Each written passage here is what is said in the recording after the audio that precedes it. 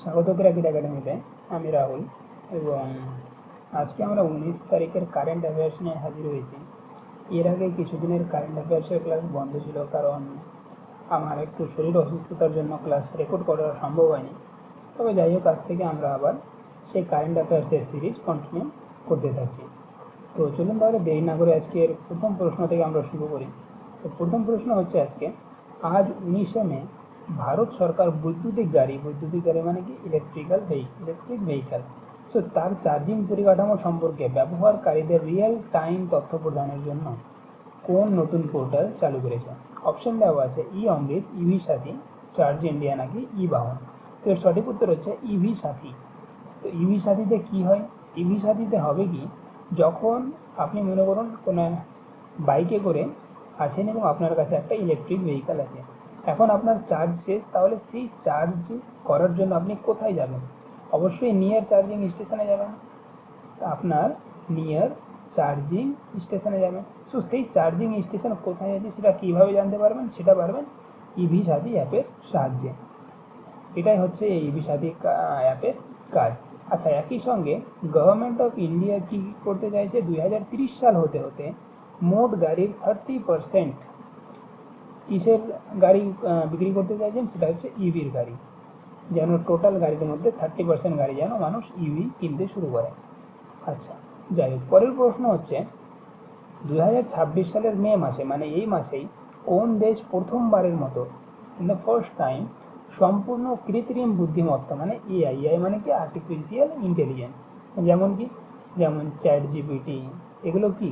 এগুলো হচ্ছে এআই, যেমন জেমিনাই, আরও যেমন ক্লাউড, তারপরে পারপ্লেক্সিটি, এগুলো। তো এআই দ্বারা পরিচালিত একটি আন্তর্জাতিক সাইবার সিকিউরিটি সামিট আয়োজন করেছে। কোন দেশ করেছে? অপশন আছে যুক্তরাজ্য, ইউএই। যুক্তরাজ্য মানে কি? যুক্তরাজ্য মানে হচ্ছে ইউনাইটেড কিংডম। তারপরে জাপান না সিঙ্গাপুর। তো কোন দেশ? তো এর সঠিক উত্তর হচ্ছে ইউএই কিংবা সংযুক্ত আরব আমিরশাহী। সে কী করতে চাইছে? একটা সাইবার সিকিউরিটি সামিট অর্জন করতে যাচ্ছে এই মাসেই, যেটা সম্পূর্ণ কিসের বেসিসে হবে? আর্টিফিশিয়াল ইন্টেলিজেন্স কিংবা কৃত্রিম বুদ্ধিমত্তার উপরে কিন্তু হয়ে থাকবে। যাই, পরের প্রশ্ন হচ্ছে, আচ্ছা, আবুধাবি যখন আমরা পড়লামই, ইউএই যখন আমরা পড়লামই, তো একই সঙ্গে জিনিস আমরা মনে রাখবো, ইউএইর ক্যাপিটাল কি? তাহলে ইউএইর ক্যাপিটাল মানে রাজধানী হচ্ছে আবুধাবি। তাহলে ইউএই এর ক্যাপিটাল কিংবা রাজধানী কি? সেটা হচ্ছে আবুধাবি। এবং এখানে কোন ধরনের কারেন্সি ব্যবহৃত হয়? কারেন্সি মানে কি? মুদ্রা। কোন ধরনের মুদ্রা ব্যবহৃত হয়? তো সেটা হচ্ছে দিরহাম। এই জিনিসটা আপনারা মনে রাখবেন, এই দেশের মুদ্রার নাম হচ্ছে দিরহাম। পরবর্তী প্রশ্ন হচ্ছে, সম্প্রতি কাকে ভারতের প্রধান স্টক এক্সচেঞ্জ, আচ্ছা, ভারতের প্রধান স্টক এক্সচেঞ্জ কোনটা? বম্বে স্টক এক্সচেঞ্জ, যেমন বিএসই। একই সঙ্গে আরেকটা স্টক এক্সচেঞ্জ আছে, সেটা হচ্ছে এনএসই কিংবা ন্যাশনাল স্টক এক্সচেঞ্জ বলা হয়ে থাকে। আচ্ছা, এর নতুন চেয়ারম্যান হিসেবে কাকে নিযুক্ত করা হয়েছে? অপশন আছে যেমন প্রমোদ আগরওয়াল, এস মুন্দ্রা, আশিস কুমার চৌহান নাকি মাধবী পুরী বুচ। তো এর সঠিক উত্তর হচ্ছে প্রমোদ আগরওয়াল। এই প্রমোদ আগরওয়ালই কিন্তু, আচ্ছা আমরা এখানে দেখে নেব, প্রমোদ আগরওয়াল কি ছিলেন? Former chairman of Coal India Limited, মানে কোল ইন্ডিয়া লিমিটেডের কি ছিলেন? এক্স চেয়ারম্যান ইনি, ফর্মার চেয়ারম্যান। ইনি কি হলেন এখন বর্তমানে? বিএসসির কিন্তু কি হলেন? দেখে নেব আমরা এখানে, বিএসসির নতুন চেয়ারম্যান হিসেবে নিযুক্ত হয়েছেন। বিএসসি এস্টাবলিশড কবে হয়েছিল? সো এটা এস্টাবলিশড হয়েছিল 1875 সালে, এবং এটা হচ্ছে ওল্ডেস্ট স্টক এক্সচেঞ্জ ইন এশিয়ার সবচাইতে পুরাতন স্টক এক্সচেঞ্জ। এটা কোথায় আছে? এর অ্যাড্রেস কি? এর অ্যাড্রেস হচ্ছে দালাল স্ট্রিট ইন মুম্বাইয়ের দালাল স্ট্রিটে। পরবর্তী প্রশ্ন হচ্ছে, ভারত এবং কোন দেশের স্পেশাল ফোর্সের মধ্যে গরুড় শক্তি কিংবা গরুধা শক্তি নামক দ্বিপাক্ষিক সামরিক মহড়া অনুষ্ঠিত হয়? গরুড় শক্তি, এটা হচ্ছে কি একটা বাইল্যাটেরাল এক্সারসাইজের নাম। কি? বাইল্যাটেরাল এক্সারসাইজের নাম হচ্ছে গরুড় শক্তি। আচ্ছা, এটা কোন কোন দেশের মধ্যে হয়? একটা তো ভারত, ভারতের সঙ্গে কোন দেশ? ফ্রান্স নাকি ইন্দোনেশিয়া, শ্রীলঙ্কা নাকি নেপাল? তো সঠিক উত্তর হয়ে যাবে ইন্দোনেশিয়ার সঙ্গে কিন্তু গরুর শক্তি এই এক্সারসাইজটি হয়ে থাকে। আচ্ছা, একই সঙ্গে নিচে আমরা জেনে নেব এই এই বাইলেটারাল এক্সারসাইজ করার মূল উদ্দেশ্যটা কি, মূল অবজেক্টিভ কি, মেইন অবজেক্টিভ কি? তো সেটা হচ্ছে কাউন্টার টেররিজম অপারেশনস করার একটা মহড়া অনুষ্ঠিত করা। এবং এটাই কি ইন্দোনেশিয়া কি? ইন্দোনেশিয়া হচ্ছে আসিয়ানের মেন মেম্বার। আসিয়ান মানে কি? আসিয়ান মানে হচ্ছে অ্যাসোসিয়েশন অফ সাউথ ইস্ট মানে কি? দক্ষিণ পূর্ব Asian Nations, association of south east Asian Nations, দক্ষিণ পূর্ব দেশের একটা কি অ্যাসোসিয়েশন, যার নাম হচ্ছে আসিয়ান। এর একটা মুখ্য মেম্বারের মধ্যে হচ্ছে ইন্দোনেশিয়াও পড়ে, এবং এটা কি বিশ্বের বৃহত্তম আইল্যান্ডের মধ্যে একটা। পরবর্তী প্রশ্ন হচ্ছে দ্য আইডিয়া অফ ইন্ডিয়া নামক বিখ্যাত বইটির রচয়িতাকে, যার একটি নতুন সংশোধিত সংস্করণ সম্প্রতি প্রকাশিত হয়েছে। তো দ্য আইডিয়া অফ ইন্ডিয়া এর লেখককে কিংবা রাইটারকে? অপশন আছে সুনীল খিলানি, রামচন্দ্র গুহ, অমর্ত্য সেন নাকি শশী থারুর। তো সঠিক উত্তর যেটা হয়ে যাবে সেটা হবে সুনীল খিলনানি। আচ্ছা, এই বইটি কি সম্বন্ধে বলা হয়েছে? সো এই বইটি পোস্ট ইন্ডিপেন্ডেন্স মানে স্বাধীনতার পরবর্তী কথা নিয়ে লেখা, এবং একই সঙ্গে ডেমোক্রেটিক মানে কি ভারতের ডেমোক্রেসি স্ট্রাকচার, সেকুলারিজম এবং ইকোনমিক ইভলিউশন, এই সমস্ত টপিক নিয়ে এই বইটা কিন্তু আলোচনা করা হয়েছে। প্রথমবার পাবলিশ কবে হয়েছিল এই বইটা? তো সেটা হয়েছিল 1997 সালে, এবং এই বইকে কনসিডার করা হয় classical text for understanding the history of modern India মানে বর্তমান ইন্ডিয়ার একটা ক্লাসিক স্ট্রাকচার আন্ডারস্ট্যান্ডিং বোঝানোর জন্য এই বইটি লেখা হয়েছিল।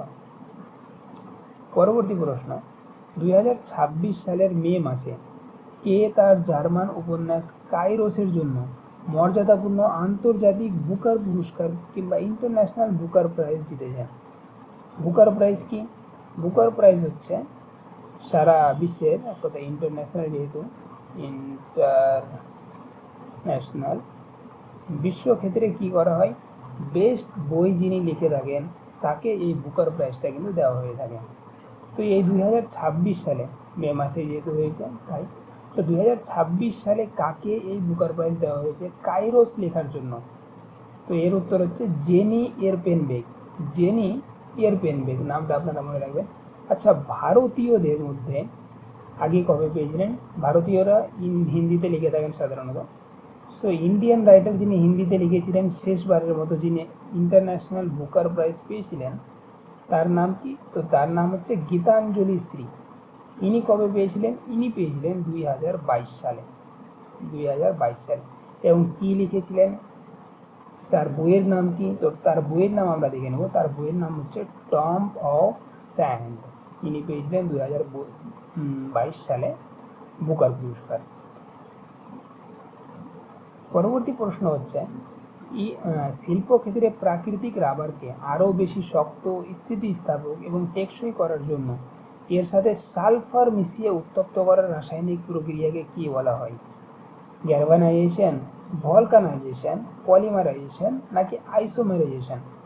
সো গ্যালভানাইজেশন কিসের কাজে ব্যবহৃত হয়? আয়রনের উপর জিঙ্কের প্রলেপ দেওয়ার জন্য। এটা হচ্ছে গ্যালভানাইজেশন। তাই যেহেতু এটা কেমিক্যাল প্রসেস এবং সালফারের সঙ্গে বিক্রিয়া করছে, তো এটা অবশ্যই গ্যালভানাইজেশন তো হবে না। আচ্ছা, পলিমারাইজেশন কি? পলিমারাইজেশন হচ্ছে প্লাস্টিক তৈরির যে প্রক্রিয়া, আমরা যে ক্যারি ব্যাগ বিভিন্ন ধরনের ব্যবহার করে থাকি, তার যে প্রক্রিয়া, সেখানে পলিমারাইজেশন ব্যবহৃত হয়। এবং আইসোমার জানার আপাতত আপনাদের প্রয়োজন নেই, এর সঠিক উত্তর হয়ে যাবে ভলকানাইজেশন। এবং এই প্রসেসটা ডিসকভার কে করেছিলেন, কে আবিষ্কার করেছিলেন? একজন ফেমাস সায়েন্টিস্ট যার নাম হচ্ছে চার্লস গুডিয়ার। কত সালে? 1839 সালে। 1839 সালে তিনি এই পদ্ধতিটি আবিষ্কার করেছিলেন। এবং এর চাইতে বেশি আর কিছু আপনাদের জানার আপাতত আসে না সাধারণত। যাই হোক, পরবর্তী প্রশ্ন, চিকিৎসা বিজ্ঞানে অ্যানেস্থেসিয়া হিসেবে ডেন্টাল সার্জারিতে ব্যথা নাশক হিসেবে বহুল ব্যবহৃত লাফিং গ্যাস এর সঠিক রাসায়নিক নামটি কি? রাসায়নিক নাম কি কিংবা রাসায়নিক সংকেত কি, দুটোই প্রশ্নে আসে সাধারণত। তো এক তো রাসায়নিক নাম এবং একটা হচ্ছে রাসায়নিক সংকেত। তো রাসায়নিক নাম হচ্ছে নাইট্রাস অক্সাইড, অপশন বি আপনারা মনে রাখবেন। এবং রাসায়নিক সংকেতটা কি, সেটা হয়ে যাবে N2O, নাইট্রাস অক্সাইড। এটা হচ্ছে লাফিং গ্যাসের রাসায়নিক নাম। এখানে আপনারা দেখে নেবেন এটি কে আবিষ্কার করেছিলেন, প্রথমবার কে সিনথেসাইজ করেছিলেন। তো সেটা করেছিলেন English chemist Joseph Priestley. Joseph Priestley এটাকে প্রথমবার ব্যবহার করেছিলেন কিংবা তৈরি করেছিলেন। আচ্ছা, 9 নম্বর প্রশ্ন হচ্ছে, ভারতে প্রতি বছর 21শে মে তারিখে কোন গুরুত্বপূর্ণ দিবসটি পালিত হয়, যার সরকারি প্রস্তুতি আজ থেকে শুরু হয়েছে? আজকে 19 তারিখ এবং আজ থেকেই এর প্রস্তুতি শুরু হয়েছে। আগামী 2 দিনের মধ্যে এই দিবসটি পালন করা হবে। কোন দিবস তাহলে?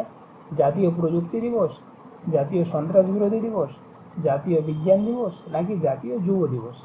যুব দিবস মানে যুবা দিবস, এটা সায়েন্স, এটা টেকনোলজি, এবং এটা হচ্ছে অ্যান্টি টেরোরিজম দিবস। তো সঠিক উত্তর হয়ে যাবে 21শে মে পালিত হয় national anti terrorism day. National anti terrorism day কেন পালন করা হয় তাহলে? প্রথমবার যেটা পালন করা হয়েছিল সেটা হয়েছিল tragic assassination of former prime minister of India Rajiv Gandhi at Sriperumbudur, তামিলনাড়ুতে 21শে মে 1991 সালে তিনি মারা গিয়েছিলেন। এবং সেই দিনটাকে স্মরণ করার জন্য অ্যান্টি টেরোরিজম ডে কিন্তু পালন করা হয় প্রতি বছর 21শে মে। পরবর্তী প্রশ্ন, ভারতীয় সংবিধানের কোন মৌলিক অধিকারে অনুচ্ছেদে অস্পৃশ্যতা দূরীকরণ কিংবা অ্যাবলিশন অফ আনটাচেবিলিটি সম্পর্কে সুস্পষ্টভাবে বলা হয়েছে? এখানে 4টে আর্টিকেল দেওয়া আছে, আর্টিকেল 14, আর্টিকেল 15, 17 এবং 19। আচ্ছা, তো অ্যাবলিশন অফ আনটাচেবিলিটি কোন আর্টিকেলে বলা হয়েছে? তো এখানে আপনারা দেখবেন আর্টিকেল 19 যেটা বলা হয়েছে সেটা হচ্ছে ফ্রিডম অফ স্পিচ নিয়ে। ফ্রিডম অফ স্পিচ নিয়ে কথা বলেছেন। তাহলে আর্টিকেল 19 তো হচ্ছে না। তারপরে আর্টিকেল 17 কি হতে পারে হয়তো। আর্টিকেল 14 কি হিসেবে কথা বলে? Equality before law and equality before law. Law এর আগে আমাদের ইকুয়ালিটি দিতে হবে এক কথায়। এটাই হচ্ছে আর্টিকেল 14 মূল কথা। আর্টিকেল 15-তে কী লেখা আছে? তাহলে আর্টিকেল 15-তে সে একই ইকুয়ালিটি নিয়ে, এবং আর্টিকেল 17-তে এখানে আর্টিকেল ইকুয়াল অপরচুনিটি নিয়ে বলা আছে, ইকুয়াল অপরচুনিটি। এবং আর্টিকেল 17 যেটা হচ্ছে সেটা হচ্ছে অ্যাবলিশন অফ আনটাচেবিলিটি নিয়ে কথা বলা হয়েছে। তো এর সঠিক উত্তর যেটা হয়ে যাবে সেটা হয়ে যাবে অ্যাবলিশন অফ আনটাচেবিলিটি। পরবর্তী প্রশ্ন, ভারতের ভূগোল থেকে নিচের কোন দীর্ঘতম উপদ্বীপীয় নদীটিকে তার বিশালতা এবং প্রাচীনত্বের কারণে দক্ষিণ গঙ্গা বলা হয়ে থাকে? তো সবচাইতে বড় নদী ভারতের কি? সেটা হচ্ছে গঙ্গা। এবং দ্বিতীয় সবচাইতে বড় নদী ভারতের যেটা হচ্ছে সেটা হচ্ছে গোদাবরী, এবং একেই ভারতের দক্ষিণ ভারতের গঙ্গা বলা হয়ে থাকে। আচ্ছা, এই নদীর মোট দৈর্ঘ্য কত? তো এই নদীর দৈর্ঘ্য হচ্ছে 1465 কিলোমিটার। 1465 কিলোমিটার হচ্ছে মোট দৈর্ঘ্য এই গোদাবরী নদীর। এবং এটা কোথা থেকে যায়? এটা সাধারণত মহারাষ্ট্রতে গিয়ে এটা সমুদ্রে মিশে যায়। পরবর্তী প্রশ্ন হচ্ছে, আন্তর্জাতিক ক্রীড়া ক্যালেন্ডার অনুযায়ী, ইন্টারন্যাশনাল স্পোর্টস ক্যালেন্ডার অনুযায়ী 2026 সালে 20তম এশিয়া গেমস আয়োজন হতে চলেছে। তো এটা কোন দেশে হবে 2026 সালের এশিয়ান গেমস? জাপান, চীন, দক্ষিণ কোরিয়া, নাকি কাতার? তো সঠিক উত্তর হয়ে যাবে এখানে জাপানে কিন্তু এশিয়ান গেমস আয়োজন হতে যাচ্ছে। এর আগে কবে হয়েছিল? তো 2026-এর আগে 2022 সালে এশিয়ান গেমসের আয়োজন হয়েছিল, এবং এটা হয়েছিল চায়নাতে, চীনের মধ্যে। এখন বর্তমানে এটা 20তম এশিয়ান গেমস হতে যাচ্ছে, এবং এটা হতে যাচ্ছে জাপানে। পরবর্তী প্রশ্ন, ভারতের শীর্ষ তদন্তকারী সংস্থা সেন্ট্রাল ব্যুরো অফ ইনভেস্টিগেশন কিংবা সিবিআই ভারত সরকারের কোন মন্ত্রকের প্রশাসনিক অধীনে কাজ করে?